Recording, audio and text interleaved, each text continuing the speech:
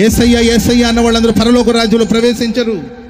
యేసయ్య యేసయ్య అని పిలిస్తే రక్షణ రావచ్చు, యేసయ్య యేసయ్య అని పిలిస్తే స్వస్థత రావచ్చు, యేసయ్య యేసయ్య అని పిలిస్తే సమస్య నుండి విడుదల పొందొచ్చు, యేసయ్య యేసయ్య అని పిలిస్తే రోగాలు తగ్గొచ్చు, యేసయ్య యేసయ్య అంటే ఆర్థికంగా బలపడవచ్చు, భూ సంబంధమైన ఆశీర్వాదాలు పొందుకోవచ్చు, యేసయ్య యేసయ్య అంటే దయ్యాలు పోగొట్టొచ్చు, ఆయన నామాన్ని స్మరిస్తే తద్వారా కలిగే ఆశీర్వాదాలు సొంతం చేసుకోవచ్చు. కానీ నీవు పరలోక రాజ్యంలో ప్రవేశించాలంటే, దేవుని రాజ్యంలో ప్రవేశించాలంటే, పరలోకమందున దేవుని తండ్రి చిత్తాన్ని ఎరిగి ఆ తండ్రి చిత్తాన్ని ఎవరైతే నెరవేరుస్తారో వాళ్ళు మాత్రమే పరలోక రాజ్యంలో ప్రవేశిస్తారు.